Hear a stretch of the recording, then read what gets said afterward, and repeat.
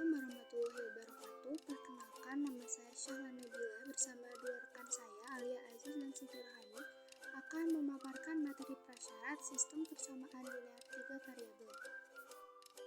Apa yang harus dikuasai sebelum belajar sistem persamaan linear 3 variabel? Pertama, aljabar, yang kedua, persamaan linear, dan yang ketiga, penyelesaian sistem persamaan linear. Aljabar yaitu ilmu matematika yang menggunakan simbol atau variabel dan operasi matematika dalam penerapannya, seperti penjumlahan, pengurangan, perkalian, dan pembagian. Contohnya, 2x ditambah 4y sama dengan 18. 2 sebagai koefisien x dan y sebagai variabel, 18 sebagai konstanta.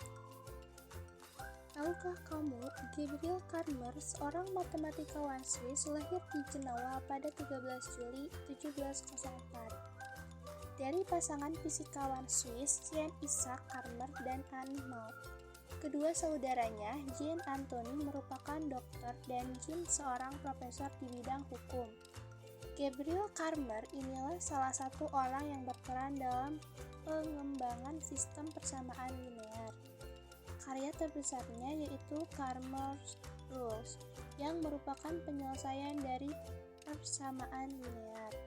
Pada tahun 1750, bersamaan dengan dianugerahkan dirinya sebagai profesor filsafat di Akademik Belarus, Karmer mempublikasikan karyanya yang berjudul Introduction Analysis des Line-Courbes Algebraiques, yang memuat metode Karmer sebagai penyelesaian persamaan linear.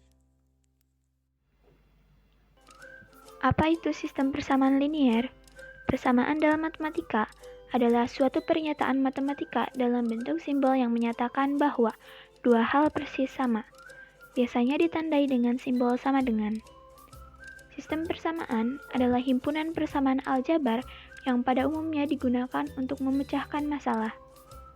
Persamaan-persamaan itu dikatakan linear sebab memiliki hubungan matematis yang digambarkan sebagai garis lurus dalam bidang Cartesius.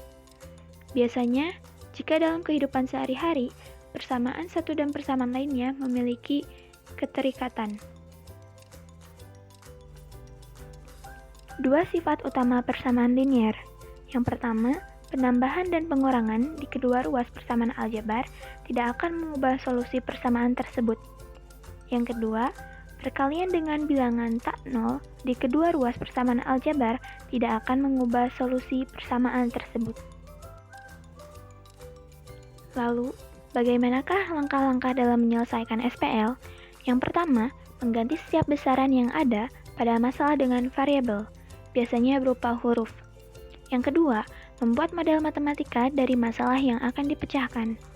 Yang ketiga, mencari solusi dari bentuk model matematika dengan metode penyelesaian SPL-TEFI.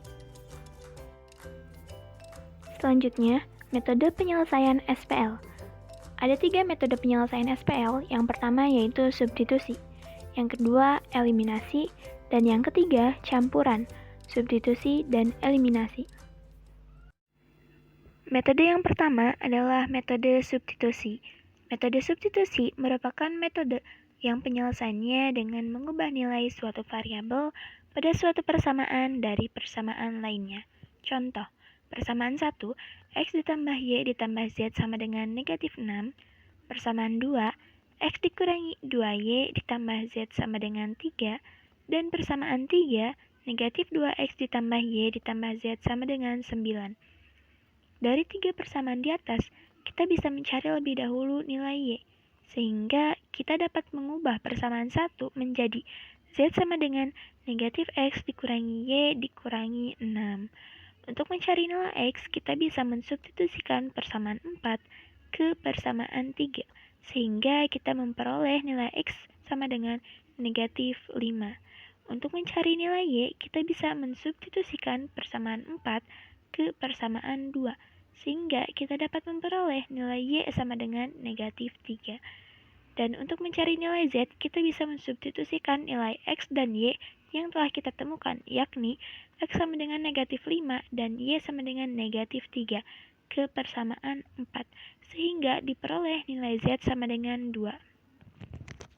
Yang kedua yaitu metode eliminasi. Metode eliminasi merupakan metode penyelesaian dengan menghilangkan atau menghapus salah satu variabel untuk menemukan nilai variabel lainnya.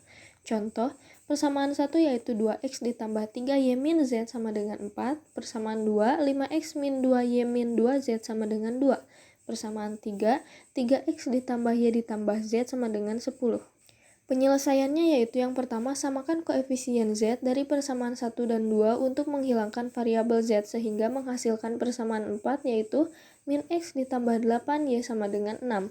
Lalu eliminasi variabel z dari persamaan 1 dan 3 sehingga menghasilkan persamaan kelima yaitu 5x ditambah 4y sama dengan 14. Untuk mendapatkan nilai y, eliminasi x dari persamaan 4 dan 5 sehingga menghasilkan y sama dengan 1. Untuk mendapatkan nilai x, eliminasi y dari persamaan 4 dan 5 sehingga nilai x sama dengan 2.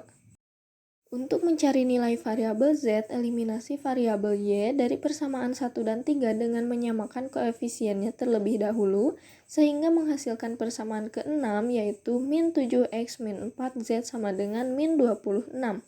Kemudian samakan koefisien y dari persamaan 1 dan 3 untuk menghasilkan variabel y sehingga didapatkan persamaan ke-7 yaitu 19x min 8z sama dengan 14. Lalu eliminasi variabel x dari persamaan 6 dan 7 sehingga menghasilkan nilai z sama dengan 3. Yang ketiga yaitu metode campuran atau metode substitusi eliminasi.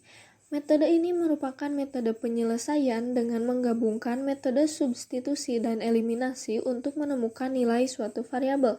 Contoh, persamaan 1 yaitu 2x ditambah 3y min z sama dengan 20, persamaan 2, 3x ditambah 2y ditambah z sama dengan 20, persamaan 3, x ditambah 4y ditambah 2z sama dengan 15.